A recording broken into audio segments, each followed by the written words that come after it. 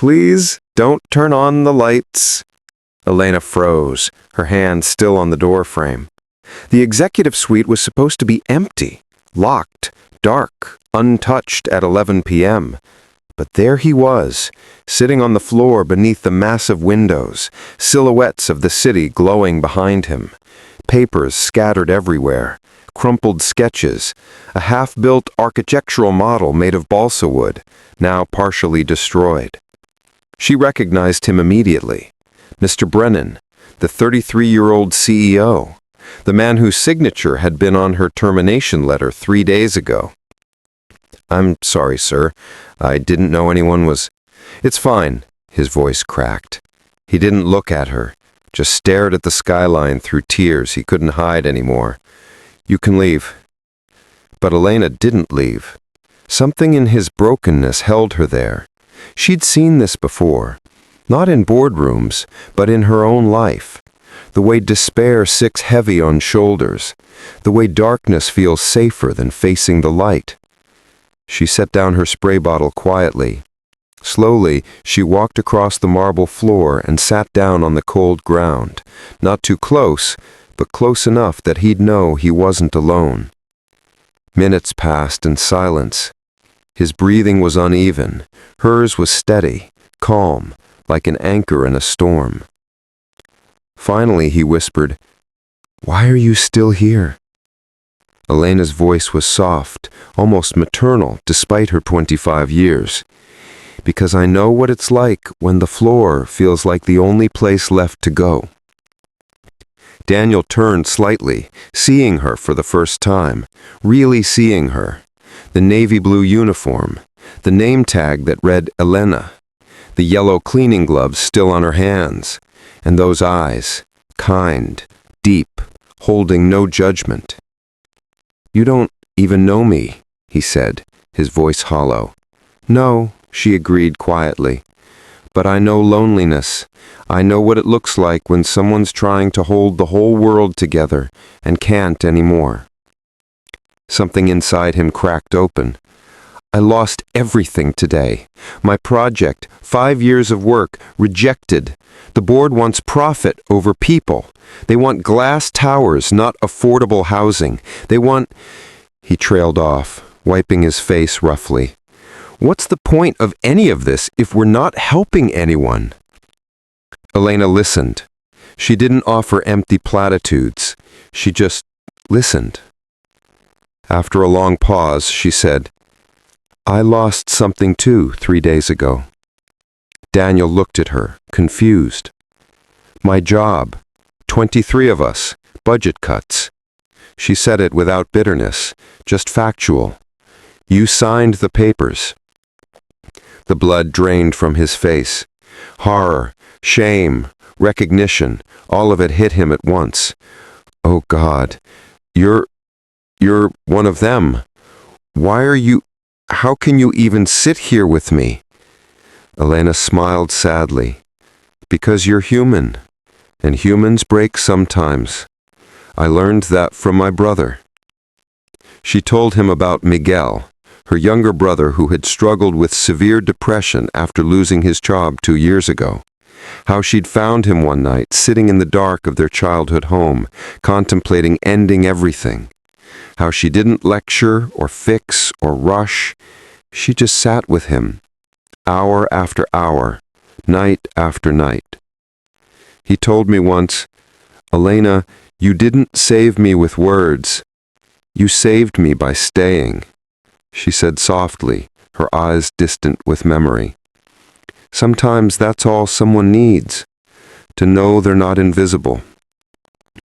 Daniel's throat tightened painfully. "I made you invisible. I looked at a spreadsheet and saw numbers, not lives, not you." His voice broke. "I'm so sorry. God, I'm so sorry." "I know you are," Elena said simply. "But sorry isn't enough. It doesn't pay your rent. It doesn't—" "No, it doesn't. But it's a start. Most people never even get to sorry." They sat there together as the city lights twinkled below, A CEO broken by his conscience, and a cleaning lady who'd lost everything but somehow still had compassion to give. "Why did you come back tonight?" Daniel asked quietly. "You were fired. You don't work here anymore." Elena hesitated, then reached into her pocket and pulled out a badge, her security clearance. "I was supposed to return this to HR, but they're closed. I came back to slip it under their door." She looked down at it. I needed to say goodbye to this place. It wasn't much, but it was mine. I was good at it. I mattered here, even if no one noticed." Daniel felt something shift inside him, a clarity cutting through the fog. "You mattered. You do matter. And He stood up suddenly, his mind racing. "I need to fix this. Not just apologize, fix it." But Elena stood too, placing a gentle hand on his arm. "Mr. Brennan, you can't rehire me just because you feel guilty. That's not real kindness." "Then what is?" he asked desperately. She met his eyes, and her answer was quiet but powerful. "Real kindness is changing how you see people before the crisis happens. It's building a company where people like me aren't just numbers on a spreadsheet, where 23 families don't lose everything because of one bad quarter."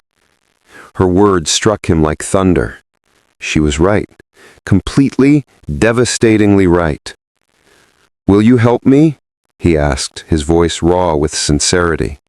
"I don't know how to fix this alone, but if you'd be willing to show me where I went wrong, maybe we could build something better. Together." Elena studied him carefully, looking for manipulation, for hollow corporate promises. But all she saw was genuine remorse and a desperate desire to change. "I'll think about it," she said finally. Over the next 3 weeks, something remarkable happened. Daniel didn't just think about their conversation, he acted. He went back through every termination, reading full employee files, understanding the lives he had disrupted. He discovered Elena had been working 2 jobs to support her brother through community college. Another employee, Marcus, was 3 months from retirement. Another, Sarah, was a single mother of 2. He approached the board with a revised plan, restructuring executive bonuses, cutting unnecessary consulting contracts, delaying the executive lounge renovation. He fought harder than he had ever fought for his sustainable housing project, and he won. 16 people were rehired with back pay. The others received extended severance, healthcare coverage, and personal reference letters he wrote himself. But when he reached out to Elena with the offer to return, she said something unexpected. "I don't want my old job back." His heart sank. "I understand. I wouldn't want to work for someone who—" "That's not what I mean," she interrupted gently. "We were meeting at a small coffee shop, neutral ground. I've been thinking about what you said about building something better. I want to be part of that, but not as invisible staff. I want to help create policies that protect people like me. I'm enrolling in night classes for human resources, but if you're serious about change, I could consult, part-time, help you see the gaps you're missing." Daniel stared at her, amazed. "You're remarkable. You know that?" Elena hadn't shaken her head. "I'm just someone who's been on both sides of the desk. That's not remarkable. It's reality for most people. You've just never had to see it before." The truth of her words humbled him completely. 6 months later, Elena walked into that same executive suite, but this time as Director of Employee Advocacy, a position Daniel had created specifically based on their work together. She'd finished her accelerated HR certification while consulting with him, redesigning entire company policies around transparency, equity, and human dignity. The board had resisted at first, but when employee retention increased by 40% and productivity soared, they couldn't argue with results. Turns out when people feel valued, they give their best. Daniel stood by the window where he had once sat broken, watching Elena present the new wellness initiative to department heads. She was confident, articulate, powerful, all she'd always been, but now the world could see it. After the meeting, as others filed out, Elena approached him. "You know," he said softly, "that night, I thought my life was over. I thought I'd lost everything that mattered." "And now?" Elena asked. "Now I know I hadn't lost everything. I just hadn't found what mattered yet." He paused, his eyes sincere. "You gave me a second chance I didn't deserve." Elena smiled, but there was wisdom in her expression beyond her years. "I didn't give you anything, Mr. Brennan. I just reminded you that you're human, that we all are. The rest, that was your choice." "Daniel," he said quietly. "Please, just Daniel." "Okay, Daniel." She glanced at the window, at the city below where millions of stories were unfolding. "You know what Miguel told me last month? He graduated, top of his class. He said to tell you thank you." "Me? Why?"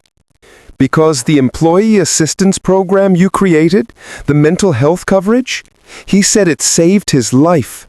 He was struggling again, and this time he had help, real help."